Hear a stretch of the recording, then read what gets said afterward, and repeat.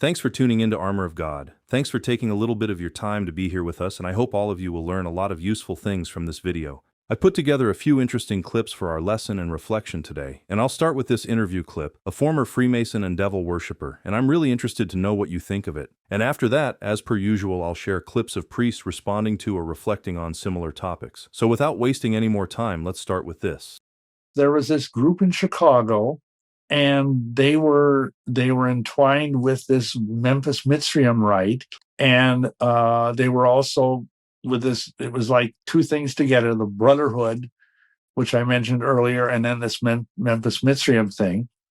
And I interacted with these people, and at a certain point, they said, "Well, if you want to go any further and become a satanic priest, you need to, sell your soul to the devil."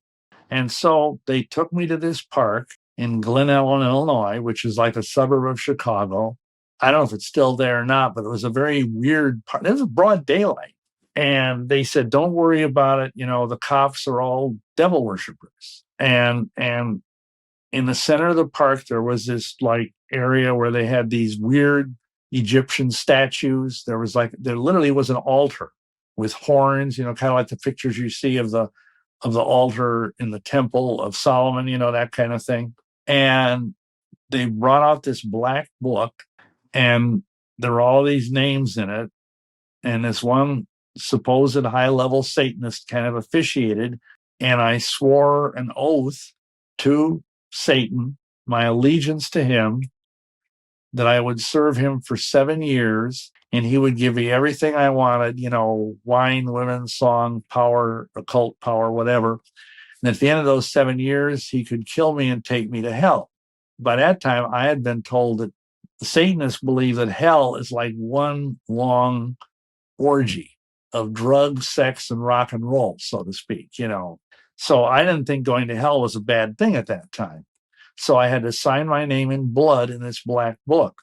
And supposedly, this sounds funny, but I was supposed to go out and find 7 people to sell their souls to the devil under me, so to speak, sort of like multi-level marketing, but for the devil. And I did. I got 7, and I feel so bad about this. I've contacted as many of these people as I can find to try and talk them out of it and, repent and all that. But, and still, I didn't have the things I needed. I had, my life was not good, even though I was supposedly this high-level warlock, satanic priest, blah, blah, blah. I was working in a nothing job. I was a security guard in a warehouse, barely getting by. And then what happened is I'd written a check.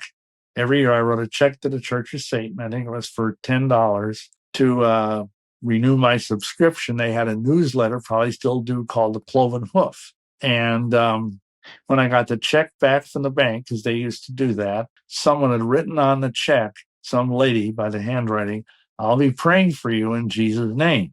And I just scoffed. And the funny thing is, let me just say, I had not had any contact with Christians. Nobody ever tried to witness to me. Nobody, had ever come to our door and try to, give us tracts to talk about Jesus. Even the Jehovah's Witnesses never came to our door because they were scared of us, because people understood, they'd see us out in the backyard in the moonlight in black robes dancing around, So anyway, I got this check and I just scoffed at it. And literally, within 24 hours, it was like I was hit with a freight train. I lost all my occult power and believe the magical power is real. I lost my job. I got as sick as a dog. And I thought, what the heck?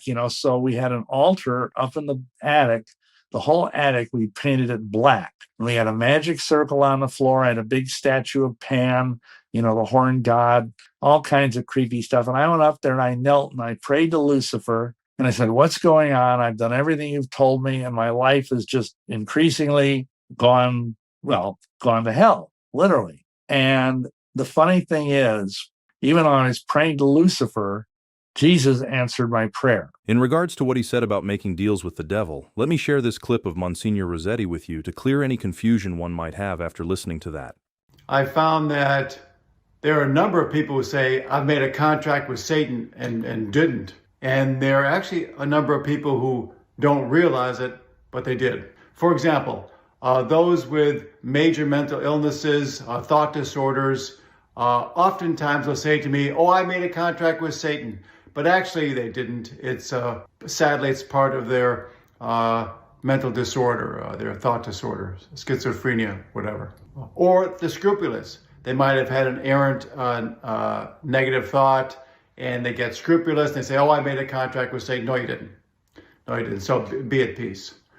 But those who do make a contract with Satan, those who throw curses, cast spells, they may not realize it, but they're asking for something. They're trying to do something spiritually. They're not asking God for this. Where does it come from? It's a contract with Satan. And he may give you short-term a little something, but in the end, he'll take a lot more back from you. Remember, Jesus has this power to cancel all those contracts. Yes, he does. So let's trust in him. And the next one, let's focus a little bit on the Masons. I'll kick this off with this clip of Father Thomas Petrie. The Freemasonry likes to promote itself as having some connection to the Knights of the Crusades, the Knights Templar. You know, there's a lot of movies that suggest the Freemasons are the current version of these historical secret societies, which is really not historical, not true at all. It's propaganda. It's legend, an urban legend. And so I think people kind of feel they want to be part of something greater. And of course, there is a certain secularism in our country, and Freemasonry basically is a religion of secularism, that religion doesn't matter, that the faith doesn't matter, and the church doesn't matter. And compare what Father Thomas shared in that clip with this one. Listen to this. Basic thing is what's called the Blue Lodge, and that consists of 3 degrees: entered apprentice, fellow craft, and master mason. A lot of Masons never go any further than that. I did, but basically, it's like an initiatory process. The requirements are you have to, at that time, now mind you, this was, I think I joined in 75, you had to be a man, freeborn, of good report, and well recommended. So they asked you if you believe in God, and I said, yes, I did. And they didn't ask which God I believed in. They just, do you believe in God? And I said, yes. I didn't tell them that the God I believed in had horns. So anyhow, I went through there's this whole process. You do a lot of memory work, they call it. You memorize all of these ritual things. You have a mentor who's called your poster, who's an older Mason. And the guy that I had was a real, very kind guy, an executive in the power company. I can't remember the name of the company. And he helped me memorize all this stuff. And then you go to 2nd degree, and then you have a whole bunch of stuff to memorize. And just let me touch this briefly, because people ask me, well, at what point does Masonry start to look creepy? I mean, because there's tons of Christians that are Masons, literally thousands of them. And I just asked them, how can you do that? Basically, Masonry is an antichrist thing. It claims it's not religious, but it is. You know, they play around with it because they say, oh, well, we're just religious, but we're not a religion. Because if they were a religion, then if you were already a Christian, you shouldn't join another religion. Most Christians would say that. Like, if you're a Christian, you wouldn't become a Buddhist. Well, Masonry is a religion. I mean, it has all the qualities. This is what I tell people. If you look at Webster's dictionary, there's 3 things that make something a religion, according to Webster. Number 1, something has a belief in some sort of deity. Masonry has that. Number 2, that belief is expressed in some sort of ritual. And Masonry is full of ritual. I mean, that's pretty much all it is.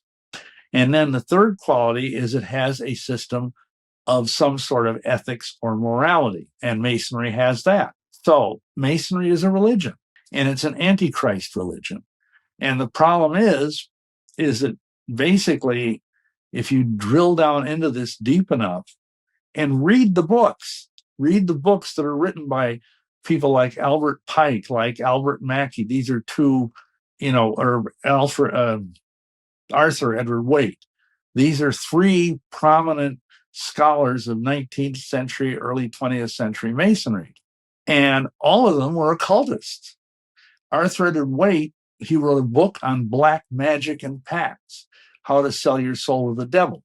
Almost every single leading occult person of the late 19th and early 20th century was a Freemason.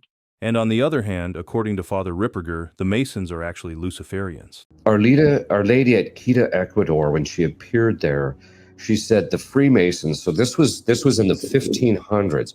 She's making statements about a group of people that wouldn't even come into existence for 200 years. The Freemasons in the latter part of the 19th and 20th centuries would seek to destroy marriage. And so what happened was the Freemasons, especially in the United States, which isn't a Catholic country, but in other countries, and then it slowly, once it started happening here, it started progressing in other places, they started allowing no-fault divorce. And that was in order to undermine the sacrament of matrimony. What most people don't realize is that Freemasonry is actually Luciferian. It's not satanic. And the difference is Satanists worship Satan, whereas Luciferians believe they God. And so Freemasonry is a form of Luciferian, it's a Luciferian structure from top to bottom, and there's all sorts of stuff out there. So what happens is the Freemasons, at least in this country, began the process of undermining the indissolubility of marriage by allowing no-fault divorce. Over the course of time, that spread, and now it's become so worldwide that even Catholic countries are under pressure to allow the divorce by outside countries who might even either help them economically or with whom they have trade or whatever the case is. They try and create this pressure to make those changes. The problem with it is that it's that attack on marriage, of the indissolubility of marriage, is the first step in the undermining of the family structure within a country. So it's the whole idea is to fracture the family, which is the basic building block of the society. And that's because the demons know that the principal location of the moral and religious formation of a child is within the context of the family. And let me share with you another clip of Father Thomas Petrie here again on the Freemasons to help us understand even more the subject of discussion in this video. So Freemasonry was started in the early 18th century, and within 20 years, Pope Clement XII banned Catholics from organizing or entering Freemason societies or lodges. It's easy to think that Freemasonry is like the Rotary Club or the Kiwanis Club, but it's not. It entails not only fraternity, but also subscription to a certain belief system that is in fact counter-Catholic or anti-Catholic at times. It basically suggests to all of its members that they must strip away their religious affiliations and profess that only through the Enlightenment, only through Masonry do they come to find the truth. And in the American form of Freemasonry, the Scottish Rite, which is unique to America, when you get high up into the degrees, there's actually anti-Catholic ceremonies in which members are required to refer to the Pope as an impostor and as a false prophet. The church's problem with Freemasonry from the beginning is this anti-Catholicism and also what we would call a religious indifferentism, which is to say Masonry supports the idea that all religions are false or equally false. There's nothing true but what you can know through reason and rationality. It's not simply a volunteer club. It does entail a set of beliefs that members have to subscribe to in order to gain membership and to advance in degrees. And therefore, it's been the case that Catholics have always been held as excommunicated when they've entered Freemasonry or when they've joined lodges. Since 1983, with the new Code of Canon Law, that automatic excommunication was no longer on the books, but the Congregation for the Doctrine of the Faith reaffirmed in 1983 that even though you weren't automatically excommunicated, Catholics who became Freemasons were in fact in grave sin and should not present themselves for communion. This has been a problem in the Philippines for a number of years. For at least 20 years, Freemasonry has been on the rise there. But it's also, a problem here in the United States, where I think many Catholics who are Freemasons, or even, unfortunately, probably some clerics, think that it's just a fraternal organization like the Kiwanis or the Rotary Club, and it's simply not. And despite all this, and we know it's going to be a lot worse, I want to include this clip of Father Iannuzzi here just to end this video with a warning, reminder, and reflection for us all. Listen to this. In these days of darkness, in these days of confusion, in these days of sin, God's grace is being unleashed now more than ever in the history of mankind, upon the world, upon mankind. We are living in the beginning of a second new Pentecost, just the beginning. It will be extended throughout all mankind through a twofold process. First, a purification, then a sanctification. And that sanctification includes illumination and unification. So we progress from a purification to a twofold sanctification, namely illumination and unification. This is the new Pentecost that we are just beginning to experience right now. And it will arrive at zenith after the purification of the entire planet and mankind that will purge the entire planet, renewing it through a fire, a baptism of fire, which St. Peter speaks of in his second letter. He says that there are 3 heavens and 3 earths. The first heaven and earth were done away with the deluge, the flood, at the time of Noah.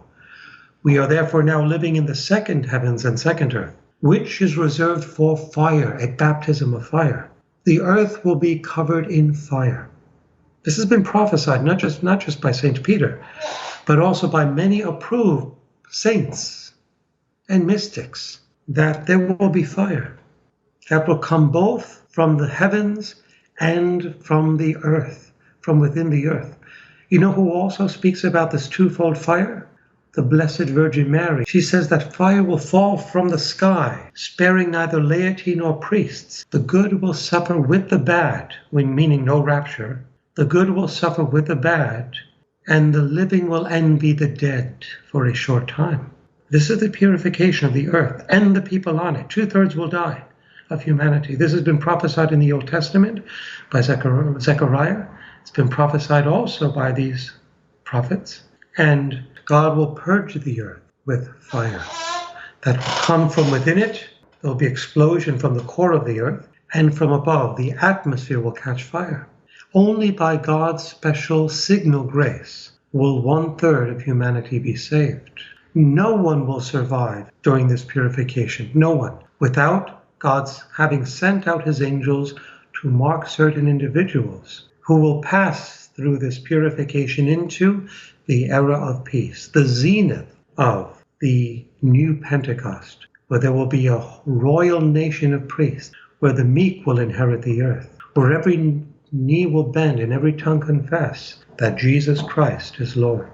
In these times of testing, where the outpouring of the Holy Spirit has just begun, so as to be informed when the purification begins and not fall into deception or confusion or follow these papal persecutors, as I call them, who mislead you from the vicar of Christ and from the teachings of the Church. So that is all for this time, and I just want to thank every one of you for your continuous support and for taking a little bit of your time to be here every time I share something. Some don't like how I share this information and others just hate the videos, so I truly want to thank all of you who keep showing up. Thank you so much for your kind words and continuous support, and until the next time, thanks again for watching and may God bless you.